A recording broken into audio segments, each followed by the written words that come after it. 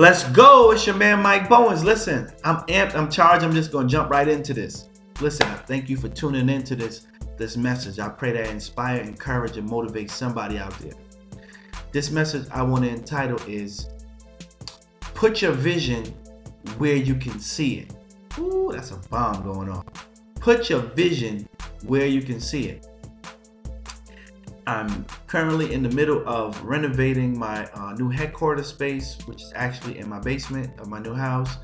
And I have several vision walls going around the facility, right? And it's so inspiring to me because God put these things in my heart to accomplish, to achieve, to work towards. And by having it up on the wall, and every time I go down there and I just stare at it and I look at it, I can almost see myself buying the land. I can see myself going to the marriage retreat center. I can see myself going to the food pantry. I can see myself going to the women's shelter. I can see myself doing these things because it's in front of me. The Bible says, write the vision, make it plain, that they who see it may run and not be weary. It's something about when you see your vision in front of you that causes you not to be weary. A lot of people write to me, Mike, I have my dreams written down in a journal, in a book. And that's okay.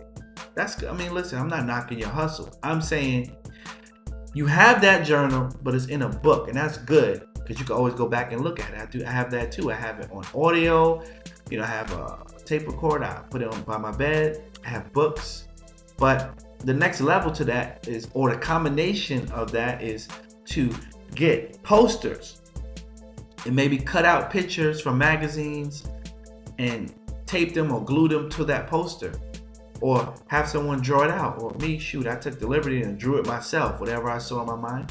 And some stuff I took pictures and I cut them out and I put it all together as close as possible to what I saw in my vision that God showed me.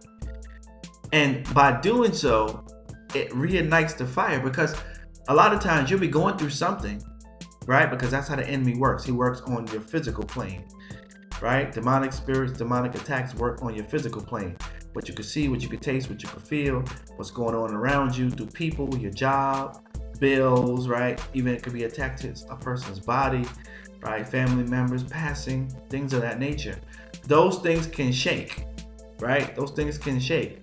But when you have that vision in front of you, right, no matter what's going on, you still have that vision in front of you, and you can regroup and regather yourself and say, this is where I'm going. This is what I'm working towards. And you give yourself time limits on some of these things that you begin to work on. Hey, number 1, I'm going to do this. Number 2, I'm going to do this. Number 3, I'm going to do this. Number 4, I'm going to do this. Because people could say, oh, I have a vision, but they don't have a time frame that they want to accomplish something. So it could be 20 years from now. That's why I said to my wife, I said, listen, we just moved in this new house. It's beautiful. God bless us to be here. But we give it 5 years. 5 years. In 5 years, we're going to be building our dream house on land, because that's the vision. Our previous home, I'm going to give you an example. Our previous home that we lived in, we said we're going to live here about a year. Right? We didn't write it down. We didn't really talk about it. And within that year, so much things happened that we didn't really plan for it, that we ended up staying there for 13 years. See, you can want to accomplish something, but if it's not intentional, you won't. Or it'll be delayed. And so for this next move, this next season, I said, you know what? We're giving ourselves 5 years. And we don't have to talk about it every day. Let's enjoy where we are. But the vision's already set. The price is already set. The plans are already set. The blueprint is already there.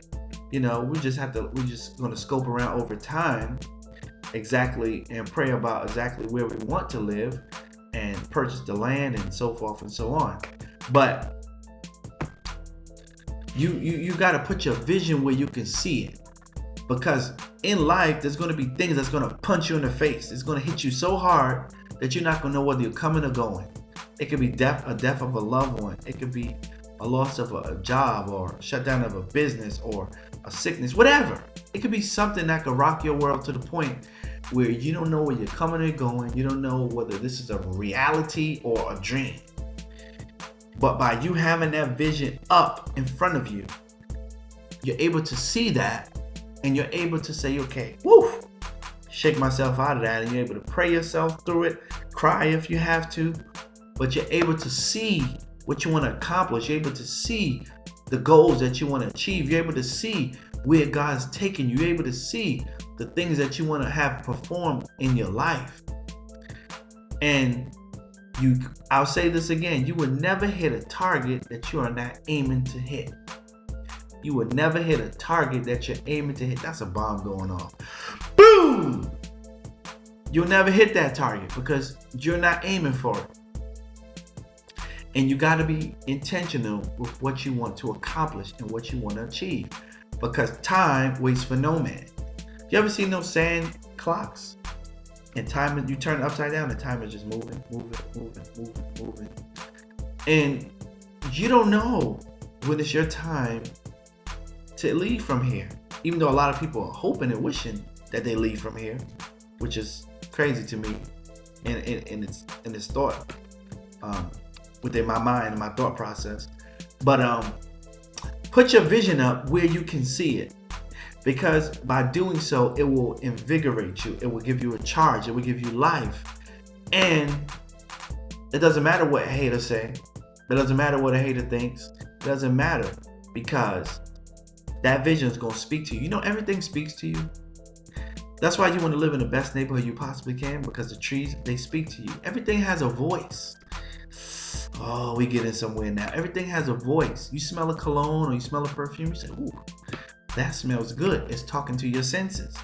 You taste good food, some nice jerk lamb or some nice, salmon or whatever you like, and you eat that, you're like, ooh, this is amazing.